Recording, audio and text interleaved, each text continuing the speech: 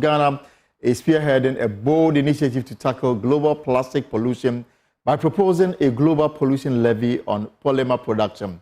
An estimated 86% of Ghana's waste plastic load is disposed of in not a good way, resulting in plastic clogging upstream drain waters, rivers and streams, and causing floods like the infamous June 3rd disaster.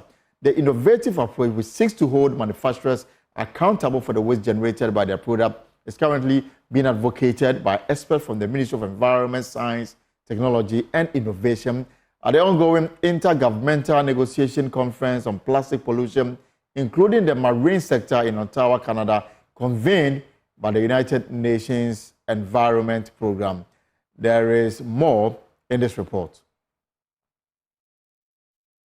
Plastic waste is a major problem in Ghana, with blocked drainage systems leading to flooding. According to the United Nations Environment Programme, an estimated 86% of Ghana's waste plastic load is improperly disposed of, resulting in plastics clogging up stormwater drains, rivers and streams and more. But how can this change for the country to benefit from plastics? The director for the Institute of Applied Sciences and Technology at the University of Ghana, Professor David Dodu-Ahin, says more people have to be trained on how to turn the plastics into profitable ventures. We are having a partnership with the Europe Recyclers through a project by the European Union called the Horizon 2020. And the partners are from Finland, Netherlands, we have Belgium, and industry players in Europe who are into the European recycling. Realize that this is an international problem. The plastic waste is not only in Ghana. We also have similar situations across the world. The bigger part is it's entering into our oceans, and sometimes it enters into the food chain. Our fisher folks will go to fishing, and sometimes the net, instead of getting fish, they are getting a big catch of plastics. So what is our contribution to this? Our contribution is finding lasting solutions to this in another way and incentivizing the people to collect these plastics, because when you collect the plastics and you are able to get some money out of it, what we call the pickers, they get it, we weigh, then we get money out of it. We will encourage people to do that. Professor of Materials and Chemistry at the University of Eastern Finland, Jekko J. Saranin, stressed the need for collaboration between Ghana and other countries in addressing plastic waste. He said the dual nature of plastic as both useful and environmentally hazardous calls for an urgent need to mitigate its harmful impact. Our mission here in Ghana is to strengthen the collaboration between our university and the University of Ghana, and then also learn from each side what are the best ways to treat plastics. I think it's a valuable material to be reused in similar applications, so we shouldn't be wasting precious materials, and also we shouldn't be doing that for the environment. Plastics is a marvelous material. The main reason why plastics are used so widely is their durability, and that's the reason that they are so good in the applications in which we use them. For example, if you have an artificial hip joint, then the bowl will be made from plastic, and it functions really well. But at the other side of the coin is that we have the durability is a problem if the plastic ends up in environment, in the place where it should not be, for example in the oceans. So it's people should not be throwing plastics away in the environment, but it should be collected and reused to guarantee a better future for all of us. Waste Segregation Officer at Jekora Ventures, Budu Kumoji, called on the government to make waste sorted a policy for waste management companies. So when you segregate your waste at source, you are able to add more value to the materials. So waste, or there's a saying by Zimmerman that says resources are not, they become. So what you declare waste is what is waste. So if you don't declare anything waste, it is not waste. So we are encouraging that plastic materials, especially for purposes of this program, plastic materials should be sorted at source. at the point of generation, do not lump it up with all other waste materials.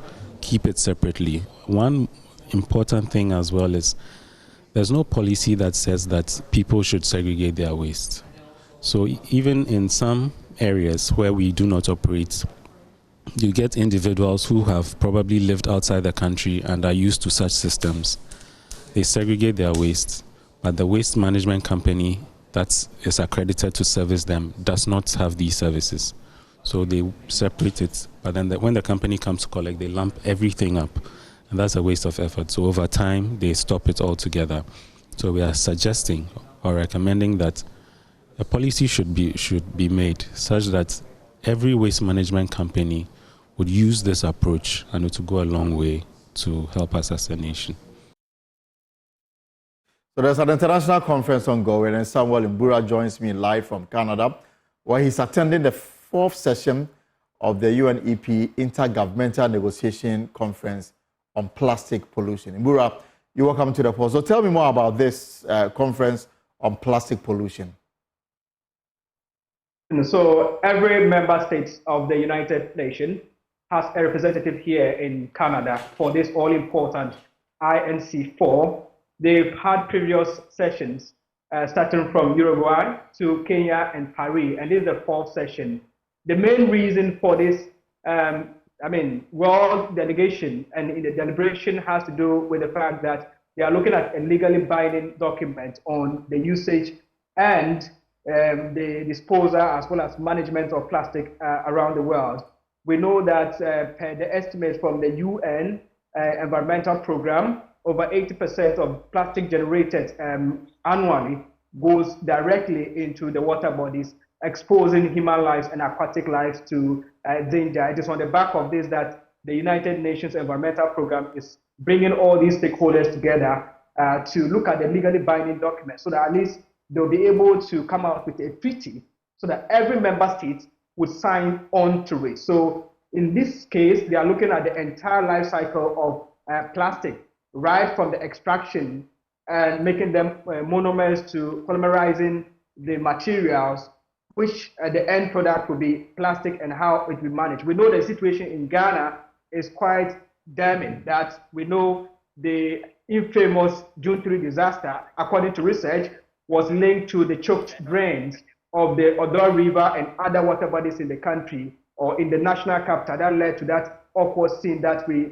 witnessed some time ago, the flooding and other issues as well. So basically, this conference looks at a global instrument that is legally binding, or that will be legally binding on all member states of the United Nations to sign to as a treaty, like other treaties that have been signed on other aspects of managing the environment as well as the economy and other thematic areas. So as we speak, this is the day 3 of the negotiation, and I must say that so far every country has come with its proposal. Ghana is here with a proposal, and the proposal is quite simple.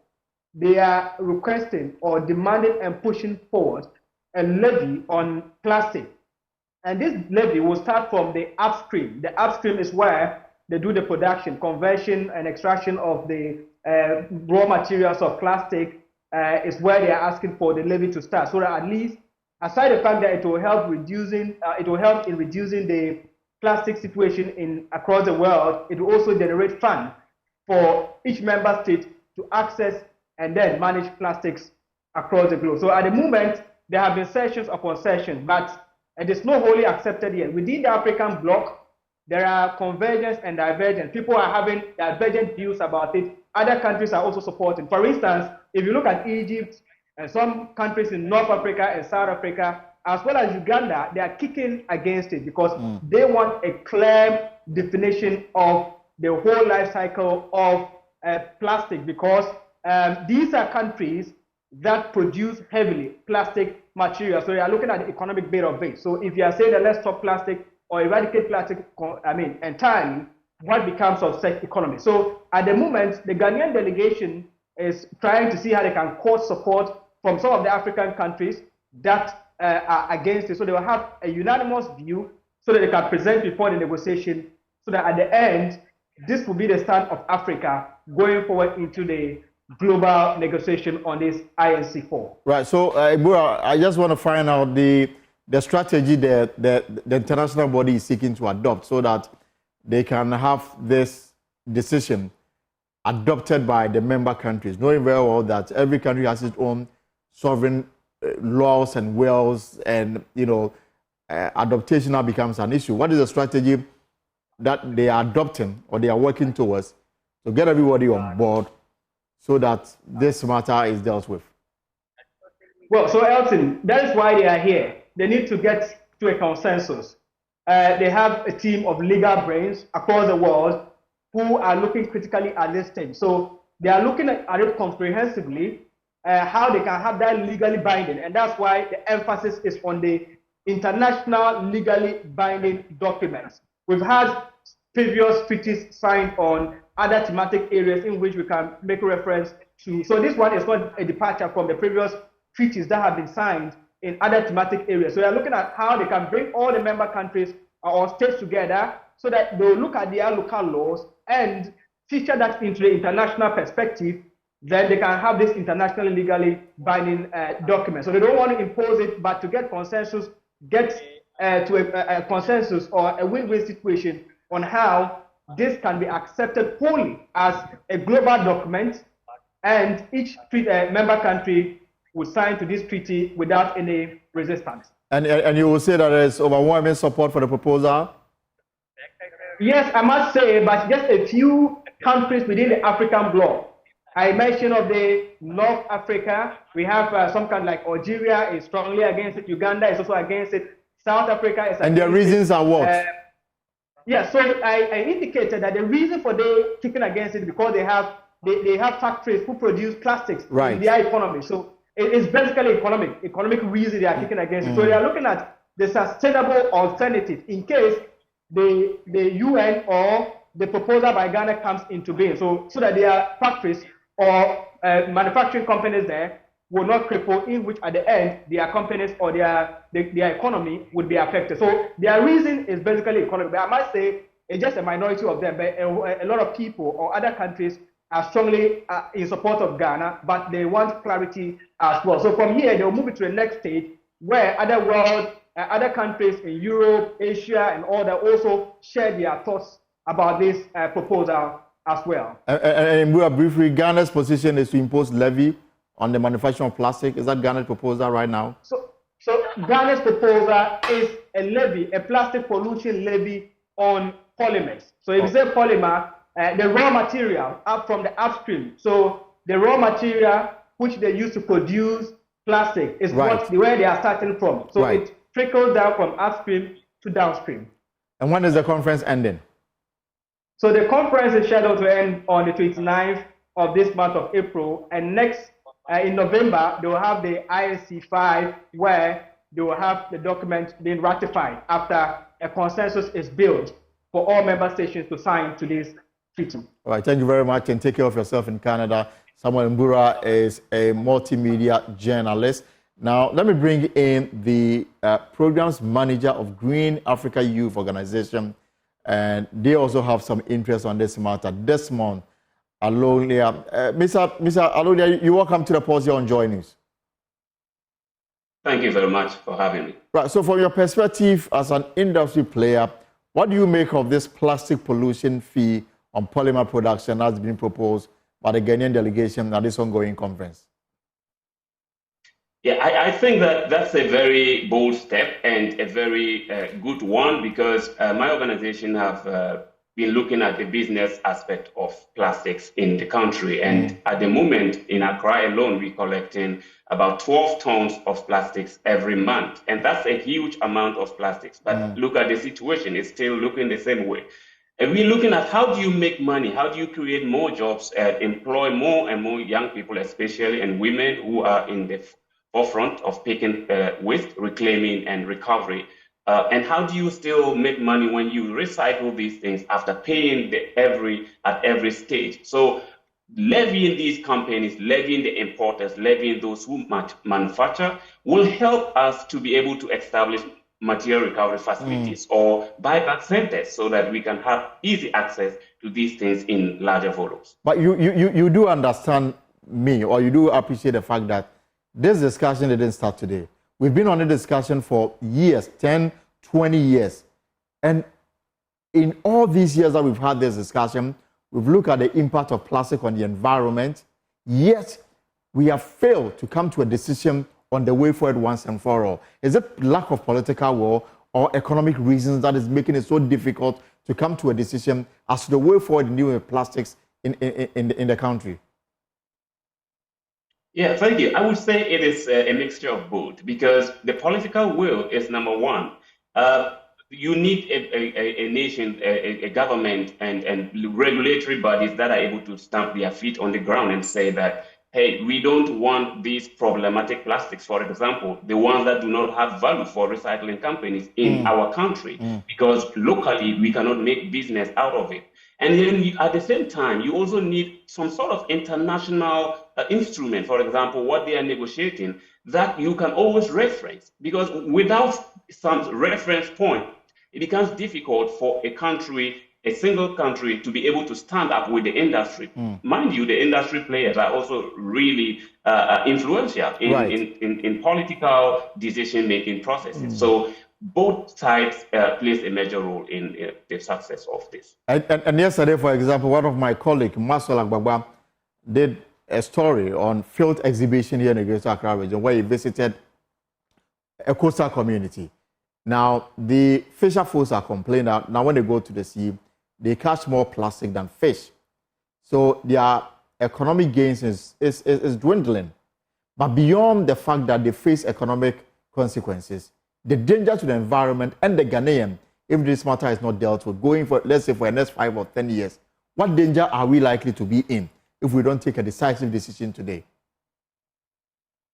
Yeah, thank you so much. So you realize that we have a very long stretch coast, all the way from Keita, we have the coast to Accra, and then to the central region, we have a long coast. Now, what's happening is that the pileup is going to support in what we are recording in the country in terms of the flooding and urban heat waves that we are recording because of extreme temperatures. Now, the ocean might be seen as a separated entity, but every interaction that you have on the ocean is not only preventing you to have fishes, like you are saying, but it's also now having a compounding impact on the heat that we are recording, because when we actually have those heavy flooding, it doesn't end on bringing on board some of these things into the community, but it comes along with a lot of pathogens. It comes along with also a lot of disease-causing mechanisms, organisms that are going to dwindle the health of your population. Beyond that, we also now have, to the extreme of it, some of these plastics going all the way to the upper regions where farming is the bedrock. And so imagine that you are not able to actually have your food as quality as it is. In Kenya, for example, they are complaining of having particles of plastics in tea. So you can imagine what we will be complaining of, maize, we will be complaining of cassava and yam and what have you. And that has a direct impact on food security. Let me ask a final question. Beyond the proposed imposition of levy on the polymer, what other recommendation would you put forth? I would say that we need to always look at it from the business perspective. Plastics is here, and we might not be able to kill the industry, but we need to look at what is problematic and what is not problematic. What is the value of the plastic material? And then rate it according to the value chain. If you are employing someone at the local level who is picking these things from home to home, what is the person making? And is that worth it? If it is not worth it, then we kill that particular material, because there are so many varieties of plastics in the system. And if we look at it from the business perspective, we would be able to eliminate the ones that are actually causing the problems, because it is when you don't want it that it mostly ends up on the street. And then the ones that are having financial value, we actually also set up systems like as government and as municipalities for people to easily return these bottles, return these sachets, and make money out of that. All right. Thank you very much for your time this afternoon as we talk about plastic and the ongoing international conference to try and find a solution to the plastic menace in the country.